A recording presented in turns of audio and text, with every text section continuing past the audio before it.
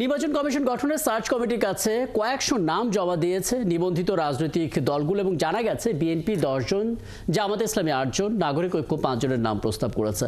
রাজনৈতিক দলগুলোর নেতারা বলছেন তারা তাদের পছন্দের নাম জমা দিয়েছেন, তবে প্রতীত সরকারের কোনো সুবিধাভোগী যাতে নির্বাচন কমিশনের ঠাঁই না পায় সেটাই তাদের প্রত্যাশা। বাকিটা জানাচ্ছেন শফিকুল হক। কয়েকদিনের মধ্যে নির্বাচন কমিশন গঠন হয়ে যাবে, তারপর থেকে নির্বাচন আয়োজন করার সমস্ত দায়িত্ব তাদের উপর বর্তাবে। দুদিন আগে জাতির উদ্দেশ্যে দেওয়া ভাষণে প্রধান উপদেষ্টা ডক্টর মোহাম্মদ ইউনূস বলেছেন, নির্বাচন ও সংস্কার দুটোই সমান তালে এগিয়ে চলছে।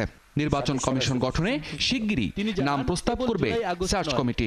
নির্বাচন কমিশন ভোটার তালিকা হালনাগাদ সহ আরো কিছু কাজ শুরু করে দিতে পারবে, যা একটা অবাধ নির্বাচনের সাথে সরাসরি সম্পৃক্ত। গেল 29 অক্টোবর আপিল বিভাগের বিচারপতি জুবাইর রহমান চৌধুরীর নেতৃত্বে 6 সদস্যের একটি সার্চ কমিটি গঠন করে অন্তর্বর্তী সরকার। আইন অনুযায়ী 15 কার্যদিবসের মধ্যে দেশের নিবন্ধিত সব রাজনৈতিক দলের কাছ থেকে প্রধান নির্বাচন কমিশনার সহ সম্ভাব্য কমিশনারদের নামের তালিকা গ্রহণ করেছে সার্চ কমিটি। জানা গেছে বিএনপি 10 জন, জামাতে ইসলামীর 8 জন, নাগরিক ঐক্যর 5 জন সহ সব মিলে দলগুলোর কাছ থেকে কয়েকশো নাম পেয়েছে সার্চ কমিটি।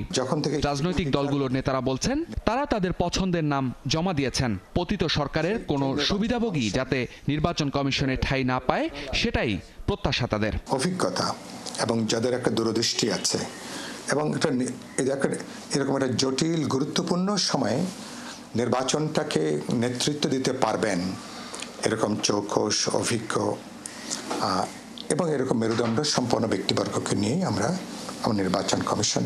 যারা সিদ্ধান্ত করছে তাদের বিচক্ষণতার ছাপ তো কমিশনে থাকবে। সর্বশেষ 2 জন উপদেষ্টা নিয়ে নিয়োগ দিয়ে যে ব্যাপারটা ঘটলো, ওই রকম একটা কিছু যদি এখানে হয় খুবই দুর্ভাগ্যজনক হবে, কিন্তু ভয়টা বাদ দিতে পারছি না। সব পক্ষের মতামতের ভিত্তিতেই যেহেতু কমিশন গঠন হচ্ছে, তাই সেটিকে গুরুত্ব দিতে চায় বিএনপি। তবে নিজেদের লোক কমিশনে বসানোর ঘটনার পুনরাবৃত্তি যেন না হয় সেটি তাদের চাওয়া। নির্বাচন কমিশনের সবচেয়ে বড় সমস্যা তো ছিল ফ্যাসিস্টরা তাদের নিজেদের লোক দিয়ে নির্বাচন কমিশন করে তাদের মতো করে ক্ষমতা দখল করার প্রক্রিয়ার অংশ ছিল। এইবার তো সবাই মিলে আমরা ভাবছি যে ঐক্যমতের পরিপ্রেক্ষিতে অথবা সকলের মতামতের পরিপ্রেক্ষিতে একটা ইলেকশন কমিশন হবে গ্রহণযোগ্য ব্যক্তিদের নিয়ে, এবং সেই প্রত্যাশা তো সকলের থাকবে স্বাভাবিক। আমরা নির্বাচন কমিশন গঠন হলেই সেটা বুঝতে পারবো।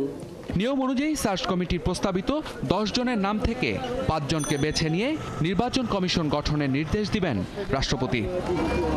শফিকুল হক, 71, ঢাকা।